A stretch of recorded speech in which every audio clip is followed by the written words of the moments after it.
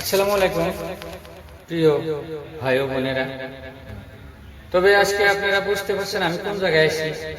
বিশেষ একটা গুরুত্বপূর্ণ কথা বলতে চাই আমি আপনাদের সামনে।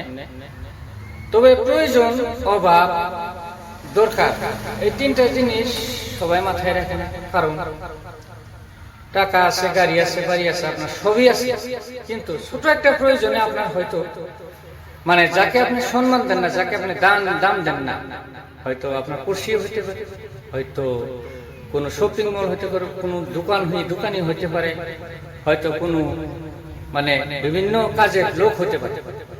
কিন্তু তাই একটা উদাহরণস্বরূপ এই যে আমার মামার দোকানে আইলাম। মামা এটা একটা ছিল, হেয়ার কাটিং ছিল। তবে সকালবেলায় উঠে আমার হয়তো মুখটা একটু সাফ সিকুনতা অল্প কম ছিল, হয়তো সাফ সিকুনের দরকার ছিল। তাই মামুর কাছে চলে এলাম আজকে। মামু কি সুন্দর করে দেখেন আমার শেভিং করে দিল, কি সুন্দর করে, হয়তো অনেক ভালোবাসা বা আদর দিয়ে আমার কাজটা করে দিল।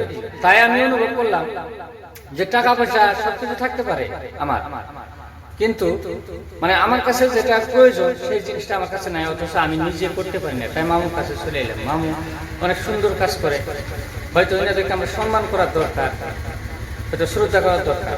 তো ধন্যবাদ। যদি ভালো লাগে লাইক কমেন্ট শেয়ার করে দেবেন। ধন্যবাদ।